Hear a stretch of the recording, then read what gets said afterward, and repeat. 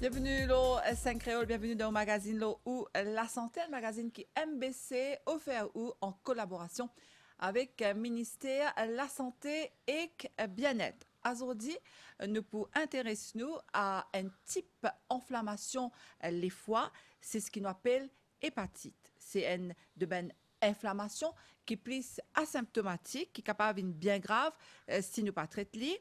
Dans Maurice, il y a une estimation des 7000 personnes qui peuvent vivre avec sa maladie infectieuse-là. Nous avons invité à Zodilo nous plateau et le docteur Zaïd Eaton, qui est spécialiste en gastro-entérologie. Le docteur Eaton qui travaille dans l'hôpital G2, qui peut venir répondre à toutes nos bonnes questions. Nous pouvons avec lui azodi, ben symptômes, ben causes, comment faire diagnostic hépatite, mais surtout qui traitement et n'a pour ben patient. Bonjour docteur. Bonjour. Alors docteur, comment nous avons situé l'hépatite à Maurice, azodi? C'est-à-dire l'hépatite tout simplement, il veut dire inflammation du foie. Mais seulement quand nous cause l'hépatite dans le contexte de la journée mondiale des hépatites, nous cause essentiellement une hépatite virale. Des hépatites virales, il y a plusieurs types. Il y a 6 types qui nous connaissent très clairement, l'hépatite A, B, C, D, E et l'hépatite G. Mais seulement à Maurice, nous intéressons seulement juste à l'hépatite B et l'hépatite C. L'hépatite A et l'hépatite E, les transmis par de l'eau contaminée. Et ça, il n'est presque pas existant à Maurice. C'est pour ça que la plupart de mes gens ne peuvent juste parler de l'hépatite A dans le contexte quand ils ont besoin de faire voyage en Inde ou dans des pays d'Afrique, quand ils ont besoin de faire un vaccin pour l'hépatite A et puis ils ont fait d'autres voyages. Okay? Ça veut dire à Maurice, nous pas attendons même ça l'hépatite A et l'hépatite E aussi. Ça veut dire à Maurice, c'est juste l'hépatite B et l'hépatite C.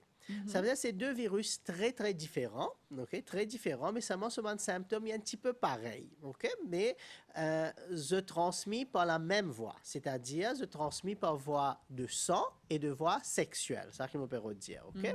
Et transmission par le sang, c'est essentiellement transmission quand une patiente peut faire comment ça se là? Ça veut dire qu'on peut cause transmission par voie de sang, c'est surtout quand nous peut cause un usager de drogue. C'est-à-dire comment un patient peut servir la même seringue entre différents immunes et là, on a transmis tous les deux, l'hépatite B et l'hépatite C.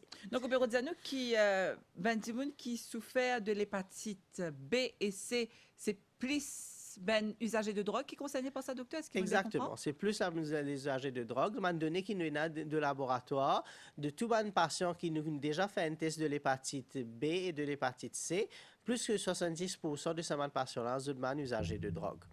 Ça veut dire que c'est ça groupe de patients-là qui est prédominantement concerné par ces deux types d'hépatite. Donc, docteur, nous pouvons indiquer c'est quoi hépatite ou bien c'est un virus. Donc, quand on dit un virus, est-ce qu'il est contagieux?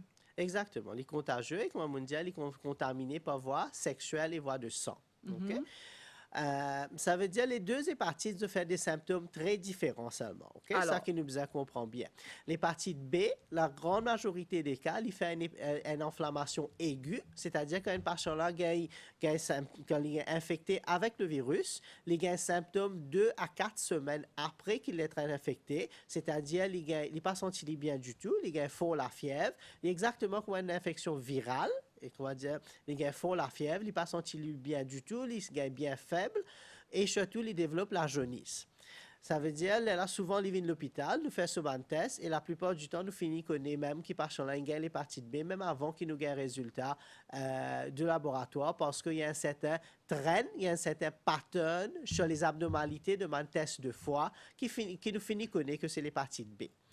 Mais seulement grand merci avec l'hépatite B, la grande majorité des patients, c'est-à-dire plus que 95% des patients, ont un propre système immunitaire pour finir tout le virus là. C'est-à-dire qu'un patient là, il admet à l'hôpital, ne pas faire grande chose excepté contrôle sur température et nous contrôle sur ce niveau de déshydratation, etc., etc. Nous, c'est ce contrôle l'inflammation-là, mais nous pas donner un traitement spécifique pour l'hépatite B parce que nous laisse le système immunitaire faire ce propre travail, c'est-à-dire le système immunitaire finit tuer le virus dans la grande majorité des cas. Ce qui fait que l'hépatite B n'est pas vraiment un grand problème à Maurice. Parce que le problème vraiment, c'est quand un patient commence à développer une infection chronique, c'est-à-dire quand le propre système immunitaire paraît tuer le virus-là, au fait, c'est ça que le plus grand danger. Parce que là, patient-là, pour continuer de vivre avec l'hépatite B, il peut mettre à risque pour développer cirrhose de foie, et ça me cause un petit peu plus dans le contexte de l'hépatite C, et surtout cancer de foie, qui aussi me cause un peu plus dans le contexte de l'hépatite C, parce que les plus relevant là-bas. Comme on peut dire, l'hépatite B n'est pas vraiment un grand problème à Maurice. Là, oui, mais seulement il n'est pas affecté beaucoup de patients. D'accord. À Maurice, le plus grand problème vraiment, c'est l'hépatite C. L'hépatite C, le problème, c'est que quand un individu est exposé à l'hépatite C, il n'est pas connu, il n'a pas développé aucun symptôme. Plus que la grande majorité des patients qui sont dans l'hépatite C, je peux vivre avec l'hépatite C sans qu'ils connaissent qu'ils étaient dans l'hépatite C. Ce qui fait que le virus, il continue de manger le foie. Et normal, ça pas arrivé du jour au lendemain. Ça arrivé sur une période de 10, 15, même jusqu'à 20 ans. Quand le virus continue de manger le foie, et la plupart du temps, un patient présenté à un stage très avancé. Par ça, on peut dire qu'un virus-là, il finit, mange le foie complètement, et par ça, il développe cirrhose de foie. Cirrhose veut dire que le foie, il devient dur comme une roche, et il n'est plus capable de fonctionner. C'est-à-dire, par ça, commence à développer la jaunisse, il commence à gagner de l'eau dans ce ventre, il a vomi du sang, et même il a développé cancer du foie. Malheureusement, à ce stage-là, comme un patient présente à ce stage-là, il y a très peu de choses qu'il nous est capable de faire. Une affaire qui nous a dit, comme on dit tout à l'heure, la plupart de gens affectés de l'hépatite C, c'est un usager de drogue. Et malheureusement, il y a beaucoup de stigmatisation associée à la maladie. Et ça nous a dit, il est vrai, et il ne faudrait pas nous cacher derrière ça.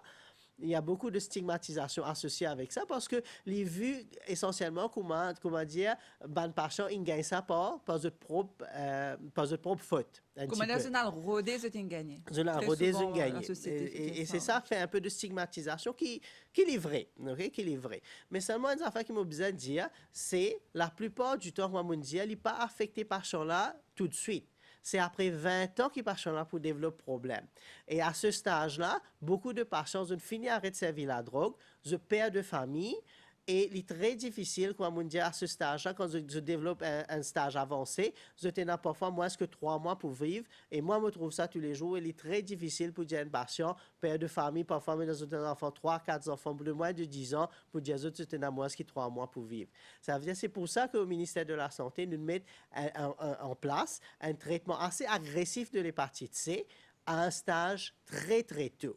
C'est-à-dire avant qu'un patient développe cirrhose de foie. Donc, docteur, une petite parenthèse, là, donc, on peut redire qui haine de ban dégâts, on est capable de dire l'effet néfaste de la drogue, c'est le foie qui est attaqué par justement ce virus-là. Exactement, par le virus. Et quand nous comparons la tension que l'hépatite C gagnait comparée à autres problèmes qui engendrés par la drogue, moi, je dis par exemple le virus de VIH, la plupart des gens entendaient le VIH. Mais seulement quand nous causons l'hépatite C, beaucoup de gens n'ont jamais connu que c'était ça l'hépatite C.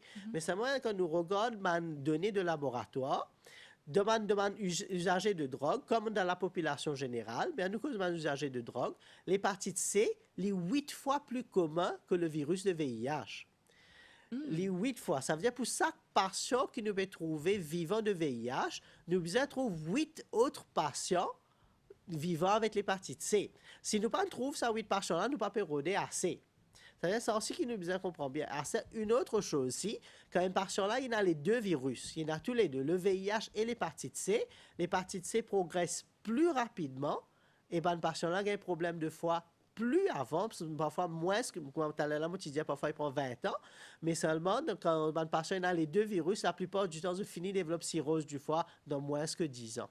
Alors, docteur, est-ce que vous pouvez expliquer-nous, justement, peut-être avant qu'il nous continue l'émission, les foies même se fonctionnent dans les corps indimunes, c'est un organe vital. Donc, qui est l'importance? Le foie, Si nous cause juste le foie, nous cause pendant 3 jours juste sur le foie. Ah ben, Si il y a un organe complexe, et pourtant il est situé juste au milieu du corps, au milieu de l'écho, il fait beaucoup, beaucoup de choses. donc il n'est pas dans nous les reins, ça, docteur? Non, les non, foies. le foie est devant devant le rein. Ça veut dire, des fois, il est devant le rein et il est juste en bas le cœur. Ça veut dire qu'il est situé à une place très, très stratégique. Ça veut dire qu'il est à côté de l'estomac. Il est à côté de l'estomac, il est juste en bas le cœur et il est devant le rein. Ça veut dire qu'il y a une place très, très stratégique. Ça veut dire le foie, même le premier filtre de tous les affaires que nous mangeons. Alors, comment il fonctionne, docteur, justement? Quand on dit nous filtre, ça veut dire quoi? Ça veut dire numéro 1, tout ce qui vous peut manger, ça c'est une bonne fonction du foie. Tout ce qui vous peut manger, il est digéré par l'estomac et l'intestin. Et tout ce aliment-là, il passe à travers le foie pour être contrôlé, pour être redistribué à travers le corps. Ça veut dire le foie, par exemple, quand nous cause diabète, souvent nous cause diabète, nous cause pancréas. Mais seulement le premier problème qui est arrivé dans le patient diabétique, c'est un problème de foie. Qui fait, c'est parce que quand un patient mange beaucoup du sucre, les foies-là, ils sentent ça, c'est-à-dire ils sentent beaucoup de sucre peut rentrer dans les corps.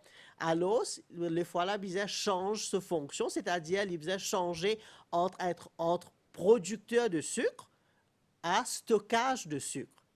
Ça veut dire le premier problème qui est arrivé, le foie n'a pas senti que beaucoup de sucre commence à rentrer dans le corps, ce qui fait que les foie-là laissent le sucre monter à un taux assez fort dans le sang. Et là, pancréas réagit pour produire plus d'insuline. Et là, fait nous muscles réabsorbe ça du sucre qui les foie là pas réussi à contrôler.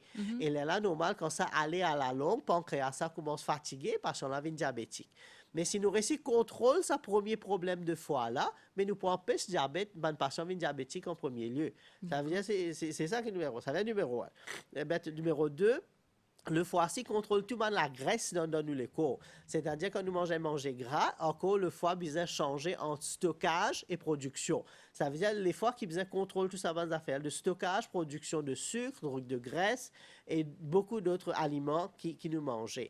Le foie aussi, il produit beaucoup de protéines essentielles à la coagulation. C'est-à-dire si nous avons un problème de foie, quand nous coupons nous-mêmes, nous carrés saigner jusqu'à nos poumons parce que les pénadordiers n'ont aucune protéine pour empêcher ce saignement-là continuer, etc., etc. D'accord. Donc, le foie qui a un rôle important dans nos corps et qui nous besoin traiter bien, docteur Malédia, nous besoin, comment dire, care, comme on disait en anglais, nous besoin prendre précaution, nous besoin faire tout ce qui nous est capable pour que justement tout fonctionne bien, parce que quand nous les foies fonctionnaient, tout fonctionnait. Est-ce que c'est vrai ça, docteur, qui c'est un il y a un problème des foies, les caves gagnent ben, des démangeaisons, les caves gagnent ben problème de digestion déjà, mais ben problème de la peau aussi apparemment. Oui, des fois il y a certains problèmes de foie qui sont capables de faire un problème de la peau, oui, mais pas tout. Pas tous les cas. Yes. D'accord. Donc ça c'est pour les foies, donc on comprend à quel point il est important que les foies restent en bonne santé. Donc pour revenir à ce qui vous dit tout à l'heure, un autre mot on servit le mot cirrhose. Alors, cirrhose de foie, est-ce qu'il y a des gens qui ont hépatite C seulement qui a cirrhose du foie? Non, qui cause ce problème-là? Oui, ça veut dire qu'il y a beaucoup de causes pour le cirrhose du foie. Il y a les hépatites virales, comme on l'a dit. Il y a le diabète aussi qui est capable de faire patient développe cirrhose du foie. C'est parce que, comme on dit, là, le diabète est arrivé parce que le foie paraissait contrôle le sucre, ce qui fait qu'il y a une accumulation de sucre et de la graisse dans le foie qui fait une inflammation de foie par lui aussi. C'est ça qu'on appelle NASH en anglais, Non-Alcoholic Steatohepatitis. Steato veut juste dire inflammation de foie à cause des globules de graisse dans le foie. Ça veut dire ça c'est même patient diabétique qui gagne ça. Ça veut dire qu'il y a une inflammation de foie à cause de la graisse dans le foie, ce qui fait qu'à la longue, ça est capable de faire cirrhose de foie. Ça veut dire plusieurs causes de cirrhose du foie. Il y a la maladie auto-immune, il y a aussi un certain groupe de patients qui développent cirrhose de foie sans qu'ils nous capables d'expliquer. Nous avons une raison qui fait se développer. Parfois, ça aussi arrivé. Mais essentiellement, cirrhose veut dire quand le foie là, il rétrécit. Il devient petit. Ça veut dire qu'il pas un foie normal, il est à peu près de 10 à 12 cm. Les rétrécis, ils viennent à peu près 5 à 7 cm. Et quand les rétrécis, il fait toutes sortes de changements en dedans, à l'intérieur aussi. C'est-à-dire, il n'est pas fonctionné comme un besoin. La circulation de sang n'est pas normale à travers le foie. Et c'est ça, il fait autre chose, comme on dit, la jaunisse, de l'eau dans le ventre et même cancer. Alors, docteur, est-ce que vous pouvez expliquer-nous justement un autre mot encore utilisé, c'est la jaunisse. C'est quoi exactement ça? La jaunisse, essentiellement, c'est quand un patient développe, quand la peau et surtout le blanc de les yeux vient jaune. D'accord. Qui m'a dit ça, docteur? La jaunisse, c'est quoi? C'est ce disant qui vient jaune, qui vient jaune, en fait? Oui, c'est le taux de bilirubine. C'est essentiellement le foie, il pas handle sa bilirubine. Il pas élimine le bilirubine comme l'itibisa. D'accord. Donc, ça, c'est une maladie, une de ben, conséquences du pécose azodil l'hépatite. Nous vous rappelé ça, ben, téléspectateur qui peut prendre l'émission en cours, qui azodil, nous peut intéresser nous à l'hépatite B et C, docteur, dans le cadre de la journée mondiale qui est célébrée toute l'année le 28 juillet. Donc, nous invitons Azodi et le docteur Zaïd Eaton, qui est spécialiste en hépatogastro-entérologie, docteur. Donc, moi, pensez là, le mot pédianou, tout est un petit peu long, mais un spécialiste, c'est-à-dire dans une maladie hépatite et l'estomac, c'est ça? Exactement, le foie et l'estomac, et tous les problèmes digestifs, etc. Voilà. Donc, le docteur Eaton, qui travaille dans l'hôpital G2, qui peut venir répondre à toutes les questions Azodi sur le plateau. Donc, en ce qui s'agit des symptômes, docteur, ça veut dire qu'on dit les sentit fatigués, les gains la jaunisse, les sentit lourds, les gains ben vomissement aussi apparemment. Oui, parfois. Ça, c'est quand il développe un stage avancé, c'est-à-dire qu'un patient finit développe cirrhose de foie, là, il est capable, comment on dit, tout ça, de symptômes qui vont dire ça, aussi vomit du sang et parfois aussi patient capable de développer confusion à cause que les foies pas fonctionnent proprement. Et il y a un autre mot aussi, une série pendant l'émission docteur qui bon, nous rappelle, ben, téléspectateurs, c'est le mot asymptomatique. Nous utilisons ce mot-là beaucoup quand on utilise Covid à l'époque, mais encore une fois, nous apprenons une précaution. Asymptomatique, ça veut dire quoi, docteur? Asymptomatique, c'est essentiellement un patient vivant avec une infection sans qu'il y connaît qu'il peut vivre avec l'infection-là. D'accord. Asymptomatique. Et il y a un A devant symptôme. D'accord. Donc, dis-moi-là, il pas connaît. Il n'a aucun symptôme. Exactement. Tandis que le mot symptomatique, ça veut dire il y a un symptôme. Voilà, il est bon qui nous fait une petite précision. Donc, ben symptôme, on dit nous, voilà, ça c'est ben dimoun cave déjà reconnaît zot. Peut-être ben dimoun qui peut guetter ça l'émission là aujourd'hui et qui se parti connaît, qui ça est capable une hépatite C. Donc, comment ça se passe, docteur? Un dimoun, il gagne ces ben symptômes là, il y a le dispensaire, il y a l'hôpital, il passe dans casualty. Qu'arrive? Ça nous comprend bien. Il y a deux choses qui un peu peuvent causer là. On est super réalisé, mais quand nous peut causer symptômes liés à l'hépatite, c'est-à-dire c'est nous peut causer quand patient là il finit développe un stage très avancé. Oui, okay? Parce qu'on dit à nous, au début, il n'y a pas aucun symptôme. Et ça nous a causé un petit peu de ça. Parce que l'objectif vraiment de traitement de patients, c'est de traiter avant qu'ils développent un symptôme. La prévention. La prévention, bien exactement. C'est un petit peu, comment dire, traiter avant qu'il y cause dommage. Essentiellement, moi, tout le temps, la façon qu'il m'explique bien le patient, la cirrhose, c'est essentiellement la casaine finit brûlée. Et c'est juste qu'il peut essayer, ou pas pour qu'elle refaire les vie normale. Ça, c'est malheureusement, quand un patient développe cirrhose, jamais on pourrait s'y faire les vie normale, mais seulement on peut juste mettre en place un certain traitement pour garder structure là en place. Essentiellement, c'est ça. Mais nous, ce que nous avons besoin de faire vraiment, l'objectif du ministère de la Santé, c'est empêcher d'y faire là en premier lieu. Okay? Ça veut dire une question qui me pose moi là. Ça veut dire là, quand un patient pour présenter avec certains symptômes de la jaunisse, de l'eau dans le ventre, ça veut dire ce ventre pour gonfler complètement, soit vomi du sang, soit confusion, ou même cancer de foie, ça, l'hypoxie passe à travers casualty et inévitablement l'hypoxie est admettre parce que l'hypoxie est un cas assez urgent. Ça pas pour capable faire on a basis of outpatient, comment dire, des visites. Et okay? C'est pas ça que le ministère allait. Le ministère parlait qu'un patient rentre dans casualty, vient dans le dispensaire avec un état pareil. Exactement. On comprend bien là. Il y a envie, justement, ou en tant que médecin ou qui est spécialiste là-dedans, ou recommander qu'il va dire, arrive à ce stade-là. Exactement. Alors, ça nous dit qu'il fait, nous envie de traitement de patient avant qu'ils développent symptômes. OK? Ça est important pour nous causer ça. Bien sûr. Parce que quand un patient commence à développer un symptôme, les coûts à l'État très cher. Malheureusement, nous besoin cause de l'argent un petit peu parce que nous dépenser assez beaucoup d'argent dans le traitement d'hépatite C, surtout quand nous cause l'argent quand nous dépenser sur un usager de drogue. Combien il y a à peu près par patient, docteur? En ce moment-là, il coûte à peu près, ça veut dire un test de PCR, il coûte à peu près 2000 roupies. Et nous avons fait 2 tests de PCR. Nous avons fait la prise de sang, la prise en charge du patient. Ça veut dire si vous pouvez faire un traitement en privé, il coûte à peu près 100 000 roupies sans compte le médicament. Sans compte le médicament. Le médicament lui-même, le médicament qui nous est à Maurice, c'est un médicament le meilleur au monde essentiellement. Et nous avons ça en donation avec la compagnie de Gilead. Et ça, il est important qu'il nous souligne parce que c'est très généreux pour de nous, essentiellement le meilleur médicament au monde. En donation, on de nous 9 000 bouteilles et chaque patient a besoin de 3 bouteilles pour ce traitement. C'est essentiellement de nous une donation pour traiter 3 000 patients. Le médicament lui-même, si vous tenez pour l'acheter aujourd'hui en Angleterre, il coûte à peu près 50 000 livres, c'est-à-dire 2,5 millions par patient. Par patient.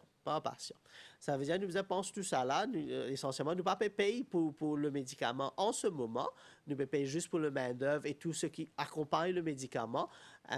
Mais pour le moment, nous ne pouvons pas payer pour le médicament jusqu'à qu'il nous finisse épuise le norme. Ça. Mais ça, il peut arriver après, nous besoin que ça.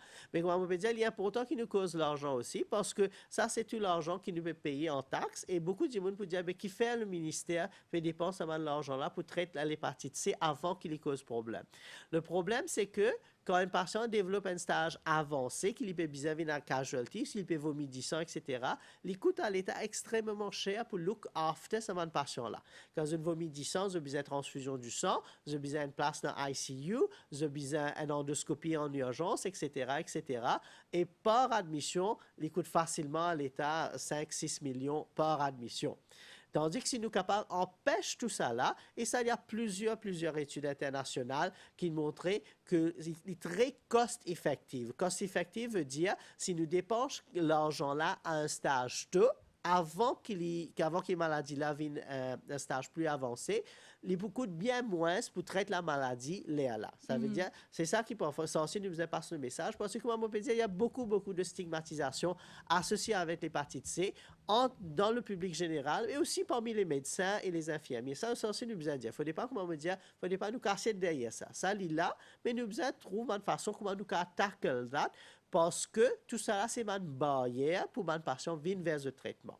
Alors, justement, peut-être, vu que Pécozola, nous connaissons qui dans le ministère de la Santé et de bien-être, il y a beaucoup de customer care, je suis bien cool là, une cause ou même la stigmatisation et une situation taboue que des gens qui viennent faire traitement contre hépatite C, je doivent faire face à cette réalité-là. Est-ce que dans le ministère, vous avez quand même un cours de formation pour le personnel soignant, que ce soit les médecins, que ce soit les infirmiers? Oui, exactement. Le ministère de la Santé organise les cours régulièrement. La dernière fois, c'était seulement quelques semaines de cela que je fais mon cours de Customer Care. Ça, c'est souvent mon expert de l'étranger qui vient et je fais mon cours. Et essentiellement, nous pas qu'à traîner tout le monde d'un seul coup. Alors, essentiellement, ce qu'il nous fait, nous traîne mon head of each unit. Et là, nous rely on the head of the unit pour train ce unit afterwards. Ça veut dire ça, il est arrivé de façon systématique dans tous les hôpitaux. D'accord. Donc, les symptômes, docteur, encore une fois, les bons qui vous rappellent-nous ça. Donc, les symptômes de l'hépatite C. Alors, encore une fois, peut-être pour Benjamin qui peut prendre l'émission en cours, nous faisons l'hépatite C et hépatite B. Donc, on explique nous au début que l'hépatite B est moins complexe qu'hépatite C. L'hépatite C il concerne dans 70% des cas de patients qui usagent de drogue. Donc, 70% donc, de patients, c'est ces patients-là. Donc, très souvent, ce cas peut-être ignorer qu'ils ont la maladie. Donc, c'est pour ça qu'il est important qui nous causons là aujourd'hui. D'ailleurs, c'est l'émission-là, c'est pour ça, c'est pour expliquer la population ce qui est là, une vérité, une réalité de la maladie. Donc, docteur Banla, nous là, surtout le ministère travaille pour éviter que ces patients-là viennent trop tard. Donc, comment ça se passe pour le diagnostic? Est-ce qu'il se t'a vers le patient? Comment est-ce qu'il se fait pour se motive ben patient pour venir vers l'hôpital? Oui, ça c'était quelque chose d'assez compliqué et d'assez parce qu'il y avait beaucoup de choses, enfin, qui maintenant qui nous peut faire routinement, qui jamais nous peut faire essentiellement au niveau du ministère. Tout le temps, le ministère de la Santé, Thierry là, et l'eau, ben patient viennent vers les hôpitaux, viennent vers les dispensaires. Alors, quand nous regardons un petit peu le parcours du patient, un patient, disons, il a fait ce test à la dispensaire, il peut gagner une référence pour aller à l'hôpital. Quand il prend sa référence là, il passe à travers Casualty.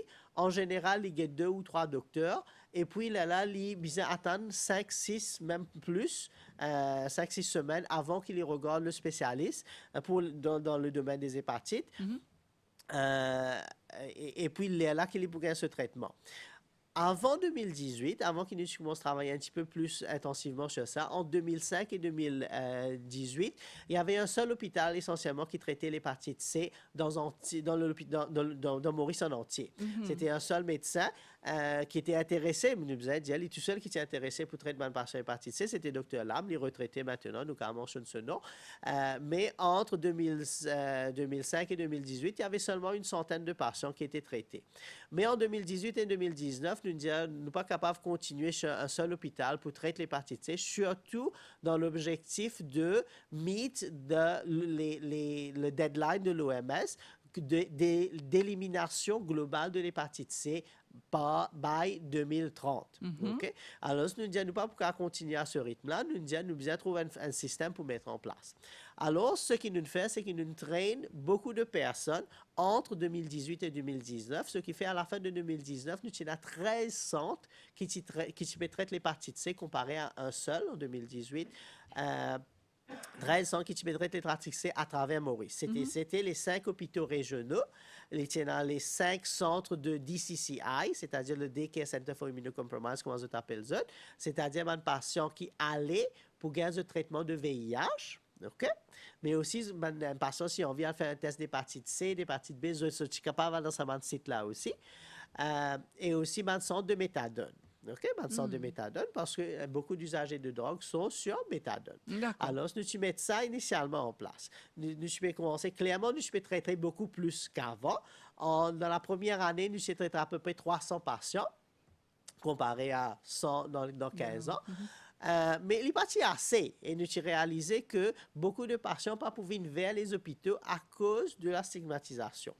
Alors, ce qu'il nous a fait initialement à l'hôpital G2, ça c'était grâce vraiment au ministère de la Santé et surtout le ministre même qui était très, très involvé dans le projet, Dr. Jagatpal.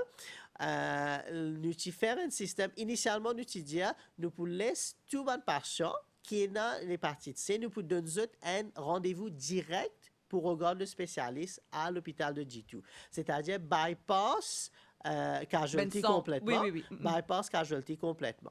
Ça aussi, tu peux marcher, mais nous trouvons qu'il nous pas de travail, nous pas de catch assez patients. Alors, dans le deuxième lieu, nous commençons à travailler dans l'ONG. Nous dédiquons 2 slots. Nous disons 2 slots 2 fois par semaine que l'ONG est capable d'amener les patients, pas eux-mêmes, directement, bypass casualty, etc., pour faire le traitement d'hépatite C. Là, c'est censé tu peux marcher, mais nous pas trouver qui est autant. Alors, maintenant, nous commençons à faire maintenant, nous pouvons aller vers ma ONG même. Ça veut dire, nous allons 2 fois par semaine encore, nous allons sur le site de ma ONG. C'est-à-dire, les patients pas venir à l'hôpital, nous allons que de ma ONG là, nous allons là-bas avec nous l'équipe, nous faisons la prise de sang, nous faisons tous les autres rapports, tout diagnostic qu'il y a besoin de faire, nous faisons sur place. Et le patient gagne rendez-vous une ou 2 semaines après, mais en général, c'est 2 semaines après. Nous avons tout bon résultat de la prise de sang que nous faisons que de l'ONG. Et aussi, nous donnons le médicament là-bas même. Ça veut dire, patient n'a pas besoin de prendre une prescription, vient de l'hôpital pour prendre son médecine. Nous donnons ce médicament là-bas même. Et ça, c'est une première à Maurice. Jamais il n'y a aucun département qui travaille aussi en étroite collaboration avec l'ONG pour qu'on peut dire, pas juste faire la prise de sang, mais aussi dispense le médicament pour qu'il y ait un patient. Pour qu'il y ait un patient fasse le traitement. Et quel est le response, docteur? Ça veut dire, laisse-moi cause de 2 choses autres après la Moboudiaout, tout Bien le sûr. response. OK, pas de souci. La troisième chose que nous commençons à faire, c'est aller dans les prisons. L'équipe de VIH, qui déjà peut faire un petit peu, mais jamais l'hépatite C a été adressée dans les prisons. Ça veut dire nous mettons un dispositif, nous maintenant, normal, nous ne commençons pas 1, 2, 3 prisons, mais maintenant, tous les prisons à Maurice sont couverts. Et tous les prisons à Maurice sont couverts. Ça veut dire nous l'équipe qui est dans les prisons régulièrement pour que tout le monde patient qui est dans l'hépatite C. Et je suis capable de dire tout le monde patient qui est dans l'hépatite C à Maurice, qui dans les prisons maintenant, ont été traités de l'hépatite C, à moins qu'ils aient même pas envie. Malheureusement, parfois, quand nous allons, officier de la prison dit à patient, bon, l'équipe de l'hépatite C est venue, vous êtes dans l'hépatite C, viennent faire le traitement, parfois, les prisonniers n'ont pas envie de venir. Malheureusement, il y a ça aussi. Ça veut dire, tout le patient qui est en prison, ils être offert le traitement. Et la majorité des cas, ils gagnent le traitement et ils font ça. Et la quatrième chose qui nous peut commencer à faire maintenant, c'est de faire sur un site de méthadone même. Ça, nous ne pouvons pas commencer full-time, fully fledged maintenant, mais nous pouvons sur un site de méthadone pour regarder un patient. Comme je peux dire, la plupart de mes patients sur méthadone, c'est un usager de drogue. La plupart de mes patients hépatite C, c'est un usager de drogue. Alors, nous disons, nous pouvons sur les sites, nous pouvons faire le test. Le problème, c'est que beaucoup de ces usagers de drogue, là, parfois, ne peuvent pas faire un test d'hépatite C. Alors, nous disons, nous pouvons faire le test de dépistage sur les centres de méthadone. Et puis, si vous êtes positif, nous pouvons faire le test de sang. Et puis, la phase de traitement quand nous avons tous les résultats de sang. Et le response, c'était maintenant, où est mondial le commencement, nous avons estimé d'à peu près 7000 patients vivants avec l'hépatite C, mais seulement nous ne connaissons pas que ces patients-là été, est-ce qu'ils sont vivants, etc., etc. Là, en ce moment, nous avons 4436 patients sur le livre qui nous connaissent vivants avec l'hépatite C. Dans ces 4436-là, nous finissons traite à peu près 1800 là-dedans, nous finissons traiter. Encore, clairement, il y a encore beaucoup de travail pour faire, mais nous pouvons bouger dans la bonne direction. C'est-à-dire, depuis 3 ans, essentiellement, nous traitons 1800 patients vivant avec l'hépatite C. Ah, ben, très bien, docteur. Hein? Donc, en parlant de response, c'est en fait, en allant vers le patient, ça amène beaucoup de résultats. Et ça, c'est une décision, comme on dit nous, une décision qui ne prend pas les autorités pour le bien-être des patients et surtout intégrer ce aussi dans le traitement. Alors, je me rappelle juste téléspectateur qui peut prendre l'émission en cours, qui aujourd'hui nous a invité, et le docteur Zaïd Eaton, qui est spécialiste hépato-gastro-entérologie, donc spécialiste en hépato-gastro-entérologie dans le ministère la santé et bien-être, le docteur Eaton qui travaille dans l'hôpital G2. Donc, encore une fois, docteur, nous revenons comment dire, outcome très souvent de décision qu'il prend pour un meilleur traitement, et ça nous trouve, ou peut dire, les tangibles, qui, patients qui vivent avec hépatite, de prise en charge, là. Exactement. Alors, comment ça se passe, docteur? Peut-être avant que nous venions là, avant de cause le traitement, donc, on a un diagnostic qu'ils ont faire. Donc, le diagnostic se fait comment exactement? Oui, ça veut dire autrefois, maintenant, nous avons un rapide test pour l'hépatite C. Oui. Ça, nous commence à faire depuis l'année dernière. Maintenant, nous avons PCR. C'est quoi, docteur? Ah oui, ça veut dire il y a 2 choses pour l'hépatite C. Ça, numéro 1, nous fait un test de dépistage avant, OK? C'est-à-dire un rapide test, OK? Un rapide test pour l'hépatite C, c'est essentiellement un petit pinprick, un petit peu comme le test de diabète. Qui nous met un petit cadre, on va dire un petit peu comme un pregnancy test. Et si les 2 bas, le patient-là est positif, et s'il y a un seul bas, le patient-là est négatif. Maintenant, nous allons dire, mais qui s'en a pour dépister? Maintenant, ça veut dire, obviously, pour le moment, nous pas à cause de la population générale, nous à cause des populations à risque. Okay? Ça veut dire un usager de drogue clairement. Okay? Ça veut dire nous encourage tous les usagers de drogue. Si jamais on fait un test d'hépatite C, de contacter le hotline. Ça veut dire nous avons une hotline pour l'hépatite C. Et ça, nous avons mentionné, mais par contre, si nous sommes capables d'afficher sur l'émission. Bien sûr. Alors aujourd'hui, c'est Couchebook qui est notre assistante à la réalisation. Donc, je pense dans quelques instants, il est capable de mettre le numéro au bas de l'écran. Donc, ça, c'est un numéro qui qui sonne là. Voilà, public capable d'avoir accès. Hein? Ça veut dire que le numéro, c'est 55 00 90 41. 55 00 90 41. Et ça, c'est moi, mon équipe essentiellement qui est sur l'autre bout du fil.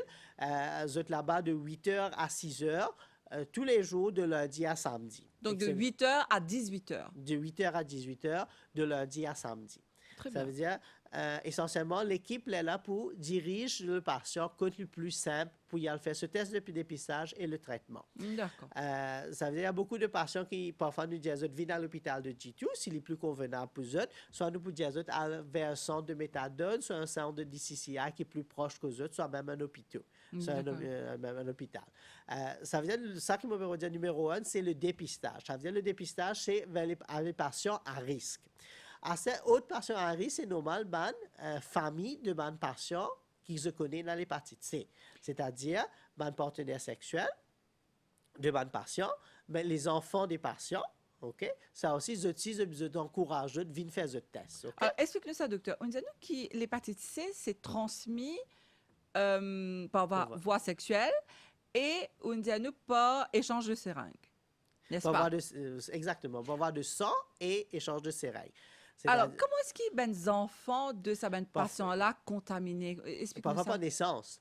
Ça veut dire si y a une maman, parce que la plupart des usagers de drogue sont des hommes.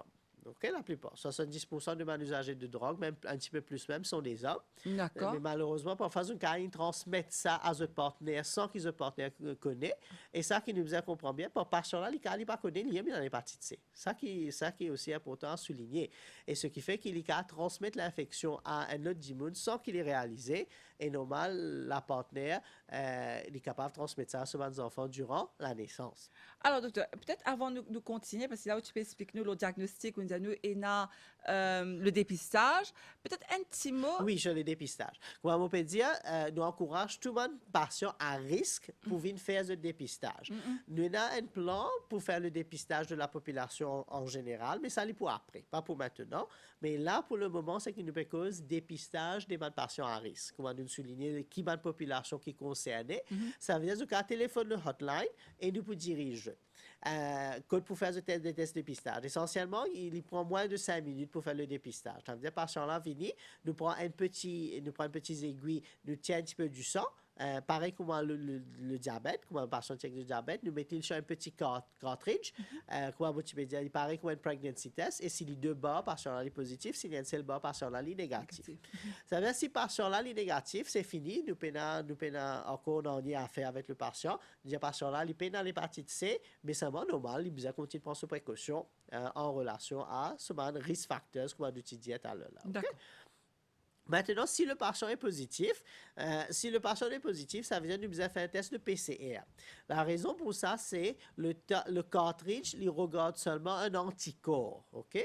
Un anticorps, il juste veut dire que le patient a été exposé à l'hépatite C. Il ne veut pas dire qu'il est dans l'hépatite C.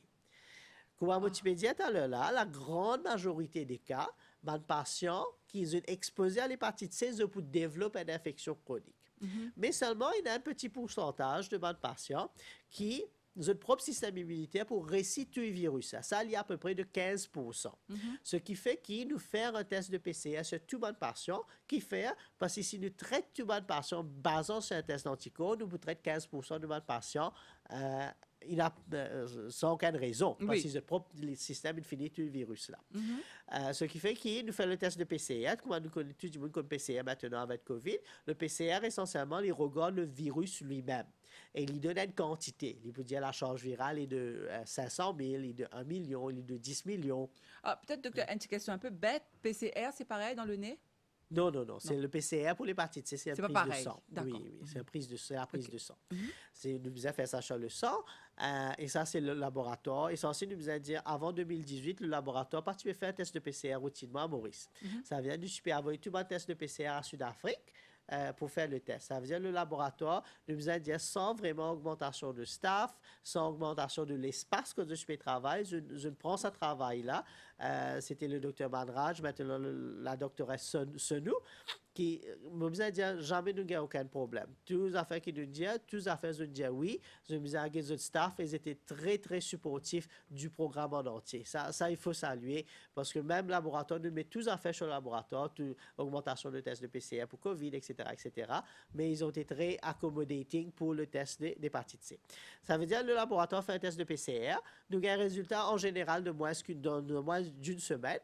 alors nous disons patient là en général vini dans 2 semaines pour assurer qu'il y a un résultat là quand patient là vini.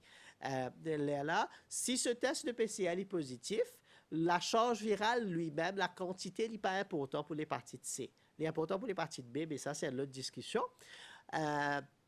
Qui patient là a une charge virale de 10 millions, qu'il y a une charge virale de seulement 100, il besoin être traité.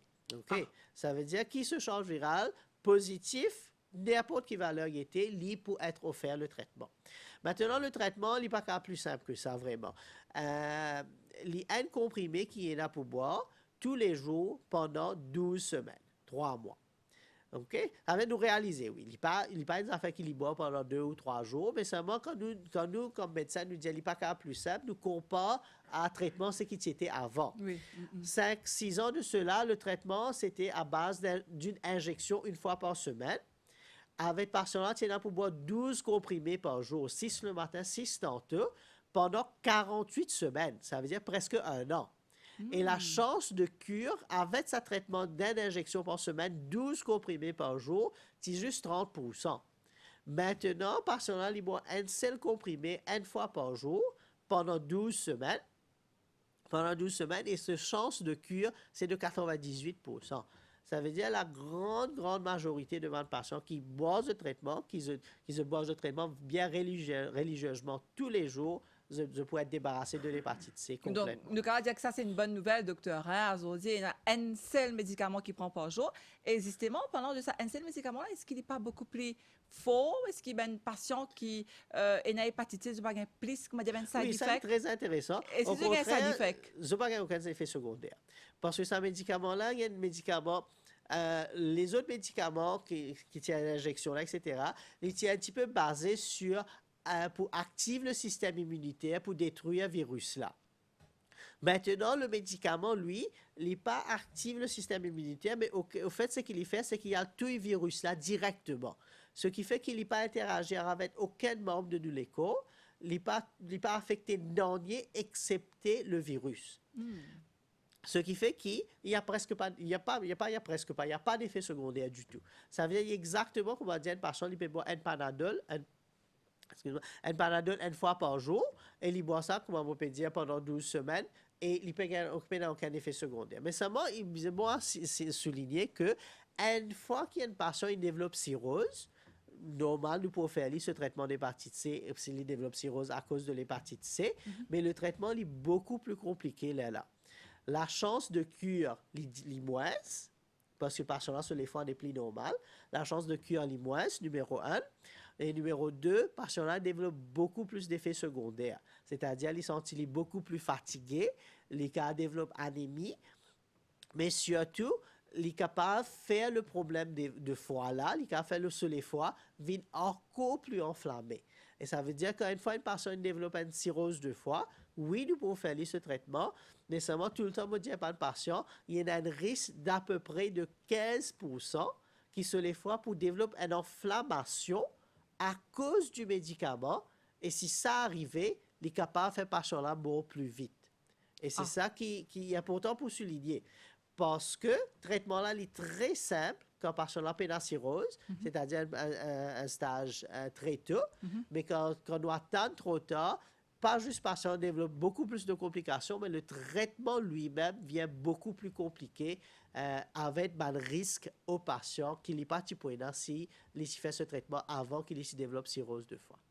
Donc, encore une fois, je me rappelle téléspectateur qui nous a invité, le docteur Zaïd Eaton, qui est spécialiste dans hépato-gastro-entérologie dans l'hôpital G2. Donc, le docteur Eaton, qui est un gastro-entérologue, un spécialiste de l'estomac et une maladie qui est liée avec l'estomac, un spécialiste aussi dans une maladie du foie. Nous avons dit l'hépatite C et B, dans le cadre de la journée mondiale de l'hépatite qui observée toute l'année le 28 juillet. Donc, docteur, nous entame dernier virage de l'émission aujourd'hui. Donc, vous pouvez dire nous qui, dans tout patient qui nous rencontré, c'est un patient-là, à 98%, je guéris parce qu'il prend la maladie à temps. Donc là, peut-être, est-ce qu'il est capable d'expliquer-nous, surtout, une mention des affaires, et là, ben, madame aussi qui souffrait de l'hépatite. Est-ce que ben, madame, c'est une vie normale, sachant que biologiquement, c'est différent de ben, monsieur, c'est-à-dire, est-ce qu'il, par exemple, the cave, gagne une grossesse normale, est-ce qu'il a la vie hormonale pas pour perturber, est-ce qu'il qui au cas de là, me dire? Vous savez, l'hépatite C n'a pas affecté les règles, les hormones, etc. Ça veut Non. dire, madame, les cas une grossesse normale, etc., avec l'hépatite. Et beaucoup de patients ont détecté de l'hépatite C pendant la grossesse parce que il y a beaucoup de gynécologues qui ont fait un test d'hépatite B, d'hépatite C, le VIH routinnement pendant la grossesse. Oui. Ça veut dire, si une madame nous détecte qu'il y a de l'hépatite C pendant la grossesse, ce qu'il nous fait en général, c'est nous faire une charge virale. Si la charge virale est négative, c'est-à-dire il est juste exposé à l'hépatite C, il n'est plus aidant à l'hépatite C, ce qui fait qu'il n'a aucun risque pour lui-même ni pour le bébé. OK? Mais maintenant, si le PCR est positif, là, ce qu'il nous fait, c'est nous regarde la patiente après la grossesse. Nous ne commençons le traitement durant la grossesse, mais nous commençons après la grossesse. En général, nous donnons patiente un rendez-vous 6 mois après la grossesse, parce qu'il nous connaît.